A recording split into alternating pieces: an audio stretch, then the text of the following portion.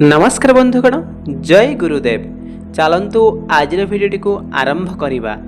आज भिडियो आम जाना एपरी तीनोटी राशि व्यक्ति तांकर भाग्य सुना परी चमकवाक मिलवाक जाउछि गोटिए परे गोटिए खुशीर खबर।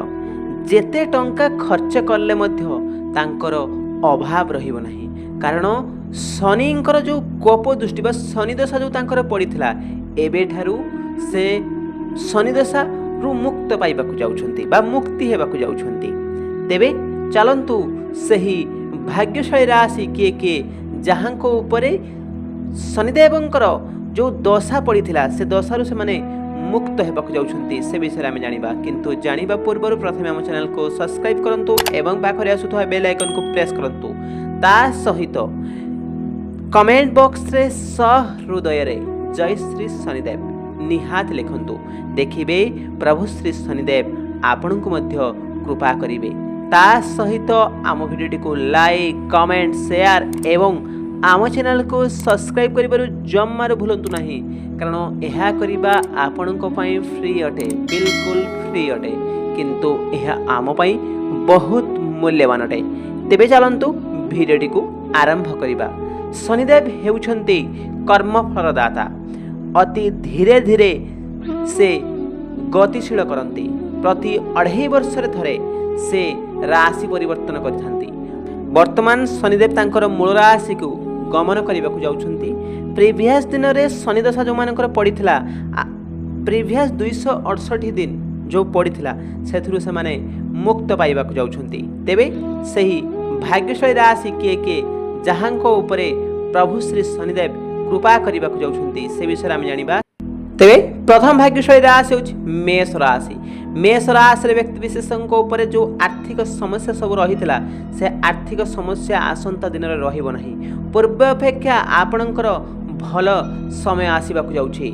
दीर्घ धरे जो माने बेरोजगार थे तांको तांकर मन मुताबक चाकरी मध्य मिलिबाकु जाउछि। आपण चाकरी एवं व्यवसाय रे भल फलाफल पाइबाकु जाउछंती। आपण बाहरे कोनोसी जगह को भ्रमण मध्य करि पारंती। आपणकर स्वास्थ्यर जत्न नियंतु। ऑफिस रे सीनियर मानक दृष्टि आपणकर जो प्रमोशन सब अटक रहितला से सब आपणकर आउ केही भी अटकई परिबे नाही। आपण प्रमोशन पाइबाकु जाउछंती। दीर्घ धरि जो आपणकर जो कोर्ट कचेरी मामला रहितला से गुडी को समाधान हेबाकु जाउछि। आपणक सपक्ष रे से गुडी को समाधान हेबाकु जाउछि। आपण शत्रु उपरे विजय लाभ करिबाकु जाउछंती। तेबे द्वितीय भाग्यशाली राशि होछि तुला राशि।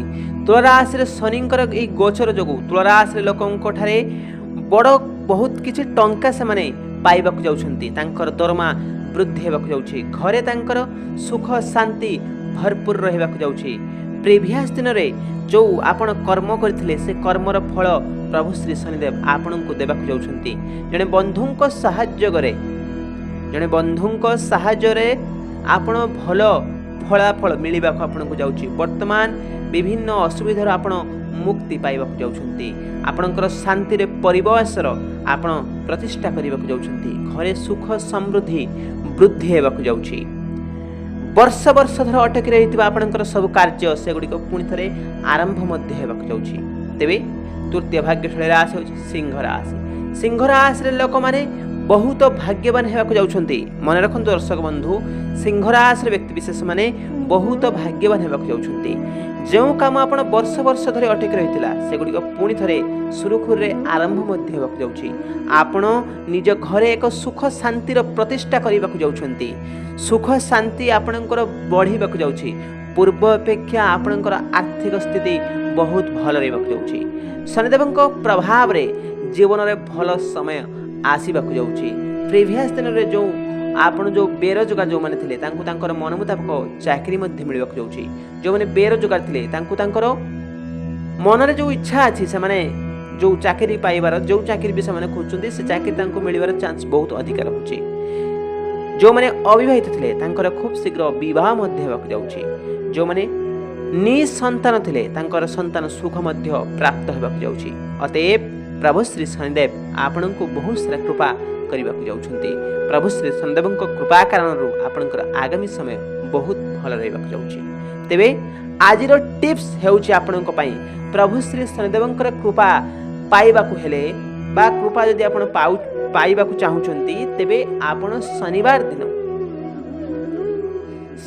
ଦିନ କୌଣସି ଶନି ମନ୍ଦିରରେ ଏକ ସୋରିଷ ତେଲର ଦୀପଟିଏ ଜାଳନ୍ତୁ।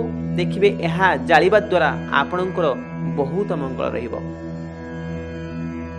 ତା ସହିତ ଶନିବାର ଦିନ କୌଣସି ବି ସ୍ତ୍ରୀ ଲୋକମାନେ କେବେ ବି ଭୁଲରେ ମଙ୍ଗଳସୂତ୍ର ବା କୌଣସି ଅଳଙ୍କାର ଆପଣଙ୍କର ଯେଉଁ ଆଭୂଷଣ ପିନ୍ଧୁଛନ୍ତି ସେ ଅଳଙ୍କାର କେବେ ବି ଭୁଲରେ ମଧ୍ୟ ବାହାର କରିବେ ନାହିଁ।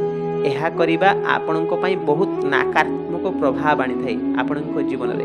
ଏହାକୁ ପାଳନ କରନ୍ତୁ, ଦେଖିବେ ଏହା ଆପଣଙ୍କ ପାଇଁ ବହୁତ ଭଲ ଫଳ ଦେବ। ତେବେ ବନ୍ଧୁଗଣ, ଆମ ଭିଡ଼ିଓ ଆପଣଙ୍କୁ କେମିତି ଲାଗିଲା ଆମକୁ କମେଣ୍ଟ ବକ୍ସରେ ନିଶ୍ଚୟ ଜଣାଇବେ ଏବଂ ସହୃଦୟରେ କମେଣ୍ଟ ବକ୍ସରେ ଜୟ ଶ୍ରୀ ଶନିଦେବ ନିହାତି ଲେଖିବେ। ଦେଖିବେ ପ୍ରଭୁ ଶ୍ରୀ ଶନିଦେବ ଆପଣଙ୍କୁ ମଧ୍ୟ କୃପା କରିବେ।